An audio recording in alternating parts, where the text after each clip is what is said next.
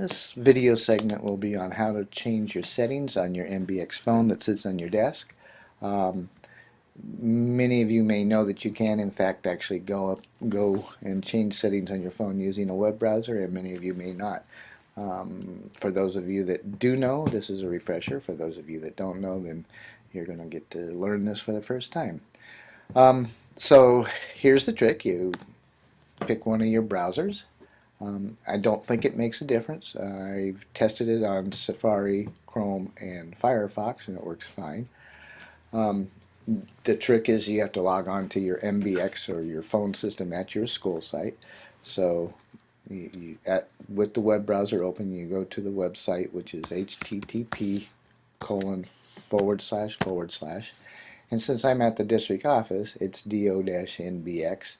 If you were at Collins, it would be Collins-NBX. If you were at Blue Hills, it would be Blue Hills-NBX with no space. John Muir-NBX. You kind of get the gist there. So it's do-nbx. Okay, and that brings me to the login screen. You'll notice that there's an administrator and a user login. Each school site should have an administrator, typically a school site secretary, but there's been enough secretarial changes over the last few years that it's quite possible that you don't have one. But for the purposes of this training, we're going to go ahead and click on the user account so that you're going into your own phone. So the name and password. The name is the extension number. So I'm 339 at the district office, and then the password is your login password when you're checking your messages. And it brings you to this screen, My Messages screen, and there's a couple of tabs up here, and it starts off with a voicemail box. You can see I actually have some messages here. One in-house or locally, and then several others from outside. I actually did one here as a test. This is from my cell phone, and I can actually play and listen to these messages here. It'll open up iTunes. Testing 1, 2, 3. Thank you and goodbye.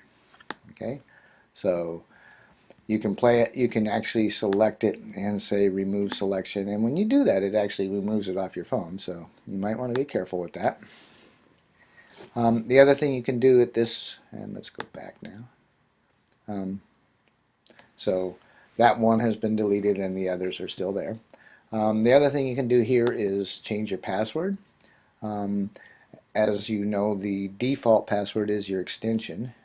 If you want a new one, the only thing that you need to know is it requires a minimum of 4 characters. You can't just use your extension if you're resetting it. Alright, so let's go to the next tab down. Here, this is useful to me, not useful to everybody, but I like to enable offsite notification. So you could have it do a pager, which pagers, are almost extinct dinosaurs anymore. But what I do is I send it to my email account, so I actually get a WAV file delivered to me every time somebody leaves a message. In fact, that test message that I just did is right here, NBX notification or message notification. If I double click on that, you'll notice that it says pretty much the same thing. It tells me what time it came in, what the phone number was, which that's my cell phone number, so I can double click on the WAV file. It will play it in iTunes just like the other one did. 1, 2, 3. Thank you and goodbye. And so we'll close Outlook. So that's kind of handy when you're out and about at schools and so forth, and you don't want to, log into the phone system and try to go through that whole process of getting to your voicemail messages. You can simply go in here and check them out. You can have them emailed to you and check them out. The next piece that I find particularly useful is this one. This one allows you to take a phone call coming in and do a number of things with them, but probably the most valuable thing, the one that I use the most, is I will take and set the rings to 2. So what will happen is now when my phone rings, it will ring twice, and right at the moment then it would just forward it to my mailbox, my voicemail box. But in this case, what I want to do is switch it to my cell phone. So like at the beginning of the school year when we're getting tons of calls and you're trying desperately to get everything working at your school site, I like to have somebody at least answer when the phone is ringing. So frequently I will forward it to my cell phone. The trick here is you have to put the number in as if you were dialing it from your phone. So put in the 9 for the outside, the 1408 thanks to AT&T and their area code change, and then the 712-1855, which is my cell phone number, and I hit apply. Now what's going to happen is my phone's going to ring twice at the desk. If I don't pick it up, it's going to forward to my cell phone, and then once it does that, it will leave. You can leave a voicemail on my cell phone. You can also have it go back to your extension and leave a voicemail on your desk phone. If you're wondering, just out of curiosity, what your call permissions are, these are not changeable by you, but it might explain why you can't make a phone call during certain periods of time. Telephone programming. This one is a place where you can set your ringtones if you don't like the one that you have. I think this one's the more common one.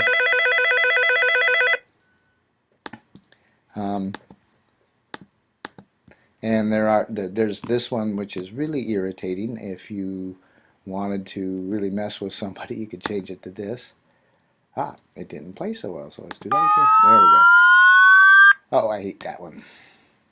But it's an option, and there are a bunch of different tones in here that you can play with. Then you'll notice a tab here that says button mapping. This isn't what you might think it is. This is just the system telling the phone that you're going to use these buttons for personal speed dial.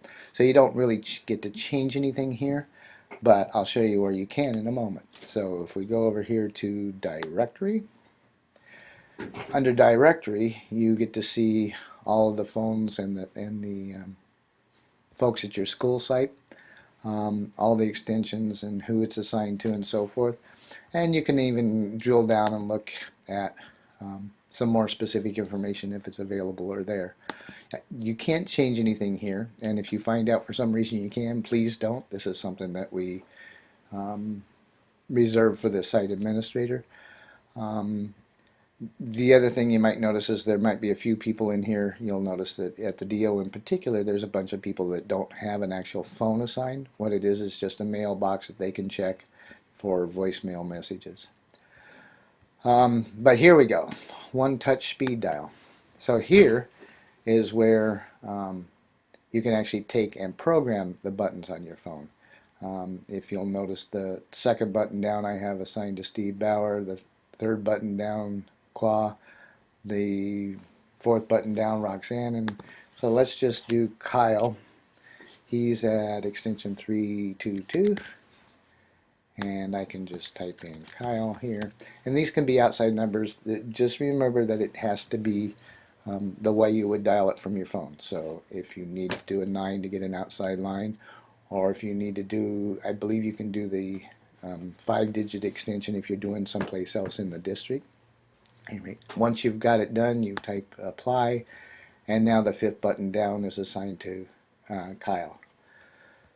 So, the last one we're going to take a look at is the resources, and probably the most valuable thing under this one is the ability to quickly get the telephone quick reference guide.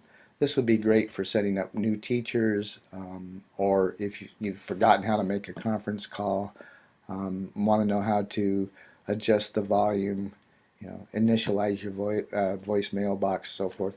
These are all options that walk you through the process for setting up your phone initially. Good, valuable information. For those of you techie folks who just have to know everything there is to know about a phone, there's actually the manual that comes with it, and in this case this is the phone that I have sitting on my desk, so I'll go ahead and open this up. Now it's a fairly large PDF file, so it may take a few minutes, but those of you that need or would like to know the actual nitty-gritty, how everything works, how to set up even the the slightest details and so forth. This information is available to you. It's probably something most people would call a Roxanne or a Kyle or Qua or Scott about before you got to this point, but it's there. It's for you to. It's there for you to use if you choose, and it should open up here in just a second. And then I'm going to scroll down real quick just to show you the kinds of nitty-gritty stuff. So here's how to get started.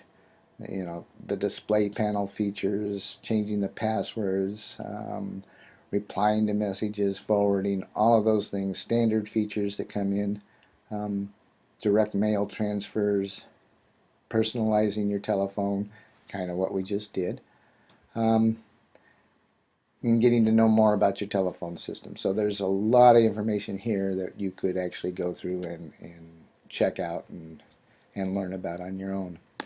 So that's pretty much it for the settings that are the most useful. There are other things in here. A lot of them are system stuff, so I wouldn't play too much, but that's a good general overview of the types of things that you can do with your phone once you know the process. Thank you very much.